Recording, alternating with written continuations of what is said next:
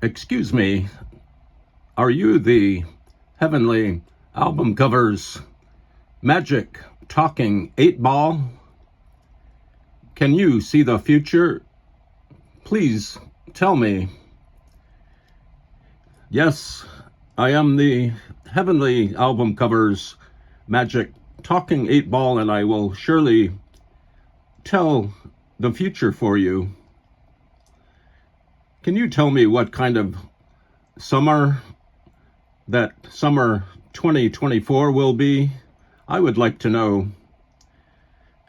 Yes, certainly. Summer 2024 will be a lot of fun, and we will all have lots of fun doing things in summer 2024. That's great. Thank you, Magic Talking Heavenly Album Covers 8-Ball. No problem. And here we are at Heavenly Album Covers, and it is summer 2024. This is a little drawing of a record player stylus, a tone arm, and it's playing a record. It's doing very well here, and it is summer 2024. I've been out of commission for a few days. I had something in my foot. I had gotten up from our couch late at night. I went to the kitchen, and on the way to the kitchen, I stepped on something sharp. I didn't know what it was, but it was in my foot for about 3 days. We didn't know what it was. We looked very closely with a magnifying glass, and it was not a splinter or a piece of glass. It was some sort of pimple, or maybe it was a bug bite or something. But it turns out that I had this long screw that it was kind of stuck in my underneath my second toe here, and it was right there at the very center where my toe moves, and we pulled it out, and I'm all better. So I'm back in commission now, and we are going to look at Ringo Starr's really marvelous album cover for his debut solo album from 1970, March 1970 album, Sentimental Journey. And here we are at the Empress Pub right here in Dingle, Liverpool. Dingle, Liverpool is right where Ringo Starr grew up. He was a little boy and a teenager here. He went to this pub as a young man, and this building held and still holds many memories for Ringo Starr. This is the album cover. It's mostly this building here, this pub, is framed in kind of a light blue. This copy of this album is a little beat up, but you can still get the gist of this album cover. We'll bring it up and look at it a little more closely here. But the building looks like it's tilted a little bit, but I think it's just the way the photograph was taken. And here is a woman. She's got a blue overcoat. She's walking into the pub, or maybe walking past the pub down these row houses. These are row houses in England, in Liverpool, up north. You can see the smokestacks sticking up out of these houses, these apartments, these flats. There's a gentleman in a big blue truck here, and it's kind of parked here by the pub.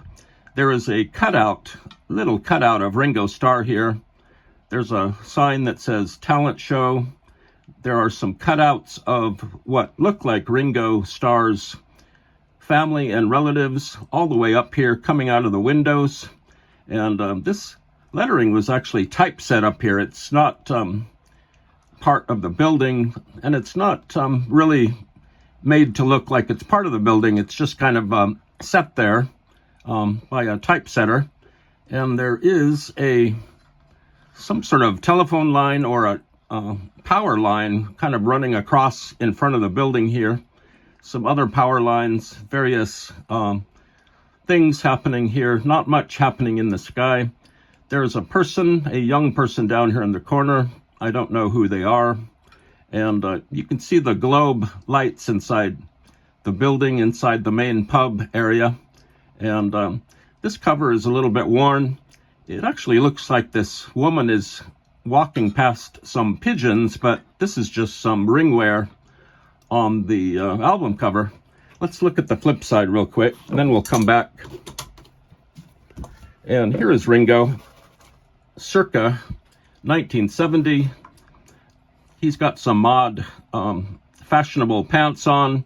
He's kind of stoically kind of presenting the liner notes here. This album came out in March 1970. A lot of work went into it. Ringo used Beatles producer George Martin to put all this together, and all the arrangers together. All of these songs that Ringo sings were arranged by various people, such as Paul McCartney, bass player Klaus Voormann, Maurice Gibb from the Bee Gees, Richard Perry, Quincy Jones, and even this song, Blue Turning Gray Over You, was arranged by the very great Oliver Nelson. And so it was kind of a wide range of different people involved in this album. It's all standard songs made popular by people like Bing Crosby, Doris Day, Sinatra, and Matt Monro. Ringo was trying to put together an album of songs that his mother enjoyed and that she liked. And so it's very true that it is a sentimental journey into the past of some standard songs. However, Ringo does not play drums on this album. He just sings, and he had to go to various studios to sing on this album. And I think this is part of the pub here, the liner notes here. This is on Apple Records. And Ringo just looks very, a little bit out of place here, but he's wearing some kind of suede shoes, a nice black jacket. He's got his beard going on. This was his debut album. A lot of people think that the Ringo album was his debut, but this album came out, and then Bukus of Blues came out. And so let's look a little closer here at the album cover. This was a top 10 album in the UK. It made the charts up to 22 in the USA. And so here's Ringo here. I'll just put the light there. There's Ringo. He's looks like he's wearing white gloves. He looks a little bit comical. There's some cutouts in the window. There's some more cutouts up here. These are all people that Ringo probably knew or grew up with. And there's some other people at the top. This kind of reminds me of the Led Zeppelin album, Physical Graffiti, with all the windows and the people in the windows. And it's just a marvelous album cover. It's quite unique. It's a very quirky and odd composition. And I think that's it. This is maybe our first album cover for summer 2024, and we are going to have a great summer. We're all going to have a lot of fun.